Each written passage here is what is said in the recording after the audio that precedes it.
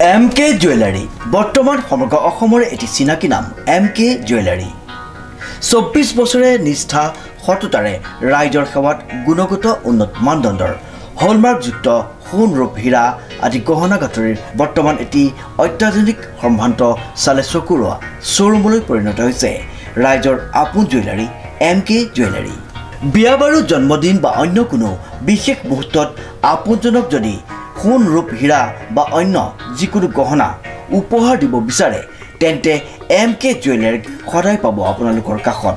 প্ৰিয় গ্ৰাহকসকলৰ যদি সোণ ৰূপ বা তাম আদি গহনা গাঁথৰিৰ কোনো সমস্যা থাকে তেন্তে আমি আমাৰ নিজা কাৰখানাত ততাতৈয়াকৈ গ্ৰাহকৰ সুবিধাৰ প্ৰতি লক্ষ্য ৰাখি তৎক্ষণাত সমাধা কৰোঁ।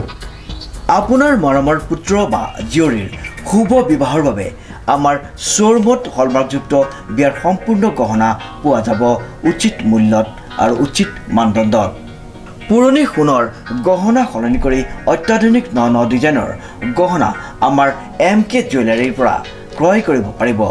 প্ৰিয় গ্ৰাহকসকলক সম্পূৰ্ণ বিশ্বাসযোগ্যতাৰে আমাৰ শ্বৰুমৰ পৰা কোনো অসুবিধা নোপোৱাকৈ সেৱা আগবঢ়োৱাই আমাৰ একমাত্ৰ লক্ষ্য।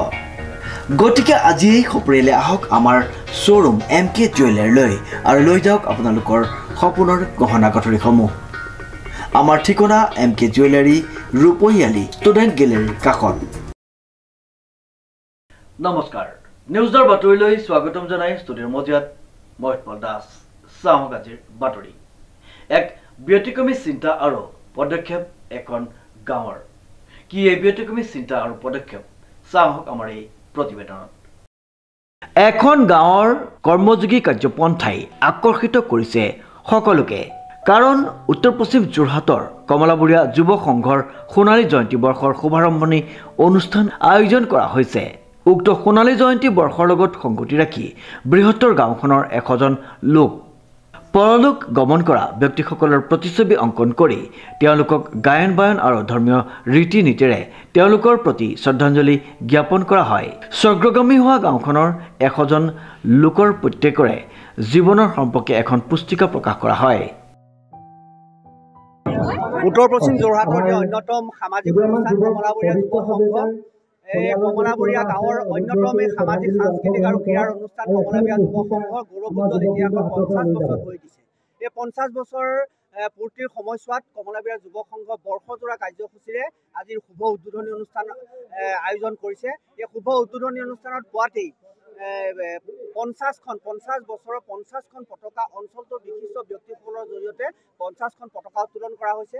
বিগত দিনবিলাকত এই অঞ্চলৰ এই গাঁৱৰ যিসকল বিশিষ্ট ব্যক্তি আমাৰ মাজৰ পৰা হেৰাই গ'ল, অসমৰ প্ৰথমজন ৰাষ্ট্ৰপতি পুৰস্কাৰপ্ৰাপ্ত প্ৰাথমিক বিদ্যালয়ৰ শিক্ষক বাবুলা নাথ গোস্বামীকে ধৰি প্ৰায় 80 গৰাকী ব্যক্তি এই গাঁৱৰ পৰা বিগত দিনবিলাকত হেৰাই যোৱা 80 গৰাকী ব্যক্তিৰ প্ৰতি শ্ৰদ্ধা জনাই শ্ৰদ্ধাঞ্জলি অনুষ্ঠানৰ আয়োজন কৰা হৈছে। আৰু দিনজোৰা কাৰ্যসূচী ছাত্ৰ ছাত্ৰীসকল যিহেতু যুৱ সংঘ অনুষ্ঠান, যুৱক যুৱতীসকলক আগবঢ়াই নিয়া চিন্তা চৰ্চাই মূল। গতিকে এই ছাত্ৰ ছাত্ৰী আৰু যুৱক যুৱতীসকলক কেৰিয়াৰ কাউন্সিলক এক অনুষ্ঠান ৰখা হৈছে। অহা সন্ধিয়া বিয়লি 3 বজাৰ পৰা কেৰিয়াৰ কাউন্সিলিং হ'ব, ৰাতিলৈ সাংস্কৃতিক অনুষ্ঠান আয়োজন হ'ব।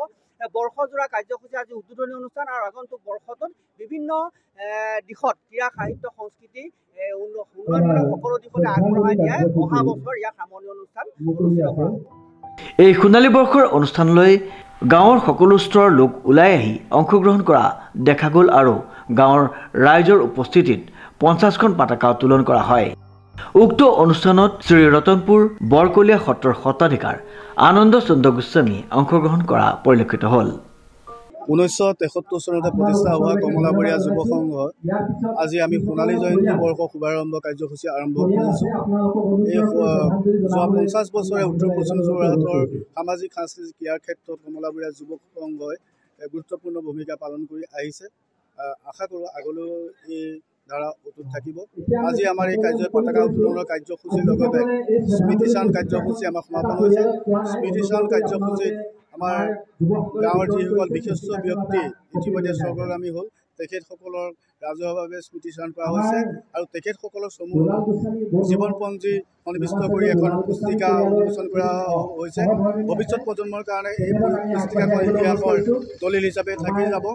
আৰু ৰাতি দুপৰীয়া 1 বজাৰ পৰা আমাৰ কেৰিয়াৰ কাউন্সিলিঙৰ ছাত্ৰ ছাত্ৰীসকলৰ কেৰিয়াৰ কাউন্সিলিঙৰ ওপৰত এখন সভা হ'ব।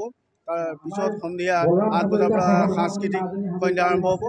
আশা কৰোঁ সকলো ৰাইজে উপস্থিত থাকি আমাক সহায় সহযোগ আগবঢ়াব। ডিজি বৰাৰ ৰিপৰ্ট, নিউজ নাও।